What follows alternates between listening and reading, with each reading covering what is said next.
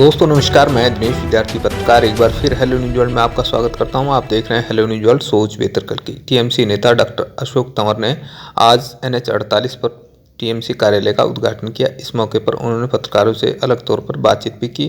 उन्होंने भाजपा और कांग्रेस पर और पूर्ववर्ती सरकारों पर भ्रष्टाचार के आरोप लगाते हुए कहा कि जो लोग भ्रष्टाचार के आरोप लगाते थे वो आज एक साथ खाना खा रहे हैं। उन्होंने इनको निकम्मा और चोर तक बता दिया।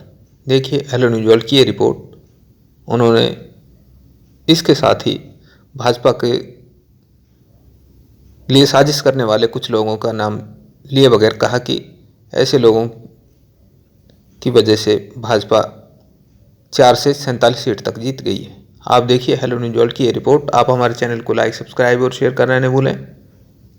आपसे अनुरोध है कि आप हमारी खबरों को अगर अच्छी लगें तो उन्हें शेयर करें और लाइक करें और इस चैनल को आज ही सब्सक्राइब करना न भूलें। देखते रहिए हेलो न्यूज वर्ल्ड सोच बेहतर कल की। और आज उद्घाटन किया आपने इस कार्यालय का, क्या कुछ बताएंगे? बहुत बहुत मैं भाई नवीन अरोड़ा जी और उनके तमाम साथियों का धन्यवाद करता हूँ और सबको बधाई देता हूँ कि वो पहले अपना भारत मोर्चा के तो हमारे मजबूत स्तंभ और सहयोगी रहे ही हैं और अब हमारे साथ तृणमूल कांग्रेस को मजबूत करने के उनके जो प्रयास हैं उसकी कवायद को उन्होंने बड़ी तेज़ी से आगे बढ़ाया है। कल रात को ही उन्होंने ये फैसला किया कि ये जगह इस पर हम यहाँ पर बावल रेवाड़ी के अंदर कार्यालय का शुभारंभ करें और मुझे लगता है कि कार्यालय से इस इलाके में लोगों की जो जन समस्याएँ हैं उसका समाधान करने में भी एक अहम भूमिका हम सब लोग निभाएंगे और उसके साथ साथ जो संगठन का विस्तार है, लोगों को जोड़ने का काम है, वो भी बहुत तेज़ी के साथ आगे बढ़ेगा।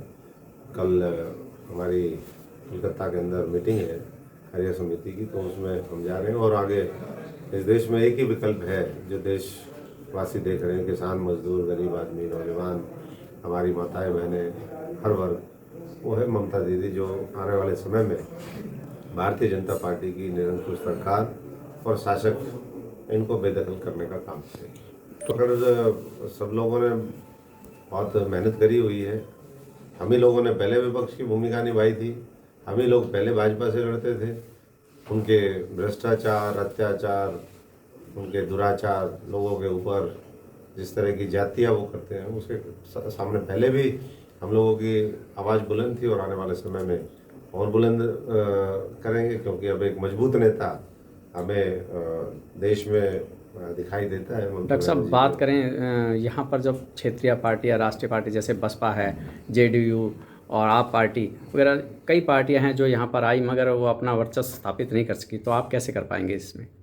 देखिए हम तो जब हमने जीरो कांग्रेस को हीरो बना दिया तो और अगर तरीके से रहते तो कांग्रेस की सरकार भी होती। वो तो बीजेपी से साठगांठ करके लड़ रहे हैं। जो लड़ता हुआ दिखेगा उसके साथ पूरा हरियाणा भी खड़ा होगा और पूरा देश भी खड़ा होगा। डॉक्टर साहब और जो झुकता हुआ दिखेगा, जो झुके हुए लोग हैं तो साठगांठ करके राजनीति कर रहे हैं, तो हम लोग यहाँ पर हैं, बिल्कुल निश्चित तौर पर सफलता मिलेगी और टीएमसी अकेले अपने दम के ऊपर हरियाणा में भी और देश में सरकार बनाएगी। जो चीज़ पीछे देखने को मिली हमें एक साल में, जो 3 कृषि काले कानून थोपे गए, उसके खिलाफ एक पूरे देश में भी विरोध था। हरियाणा के तीनों तरफ जो बॉर्डर है वो सील हो गए थे, उससे बहुत किसानों को भी कष्ट हुआ, उद्योग जगत को भी कष्ट हुआ, लोगों को भी बड़ी परेशानियां हुई। अब वो एक साल बाद 700 लोगों की शहादत लेकर के प्रधानमंत्री जी ने वो कानून वापस लिए, लेकिन ये तो मांगे ही नहीं थे। ये तो ज़बरदस्ती लोगों के ऊपर ये थोपे गए, उससे परेशानियां हुई, उससे हर तरह का नुकसान हुआ।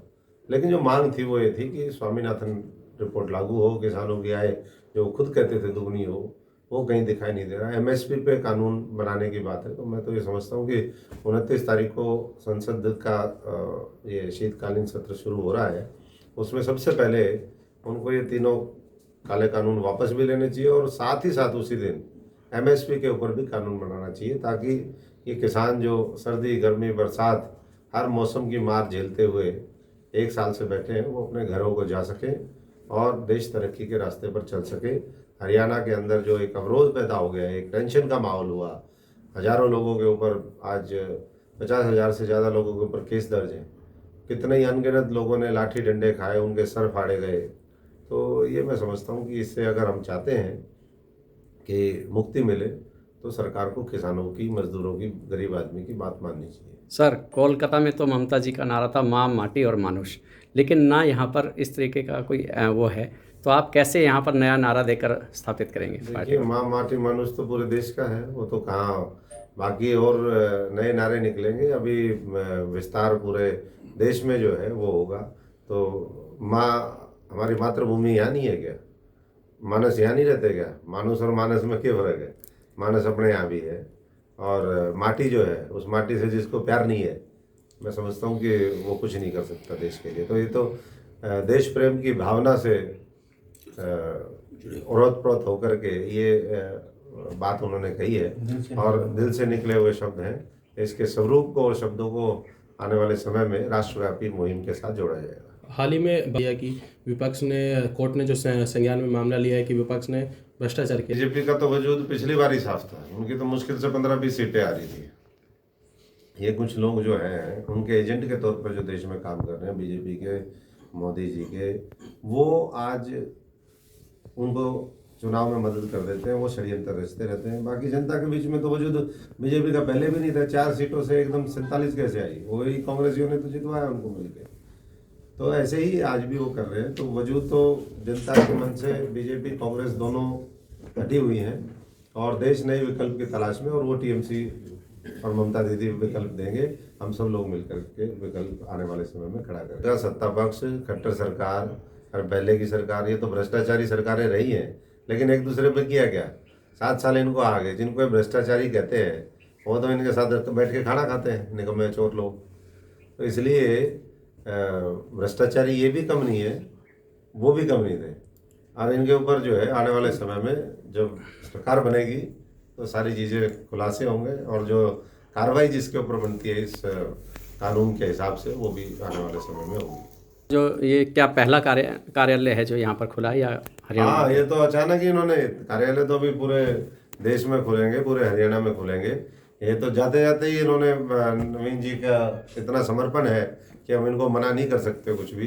तो आज तो इन्होंने एक अच्छा शुरुआत करी है। पहले दिन अभी जयपुर जा रहे थे हम, तो जयपुर के रास्ते में ये आपके उस सवाल का भी जवाब हो सकता है कि अशोक तंवर हरियाणा में क्या वजूद रखते हैं, हरियाणा को कैसे, आपने बोला आम आदमी ये वो, he is a man with a word and A commitment and A base.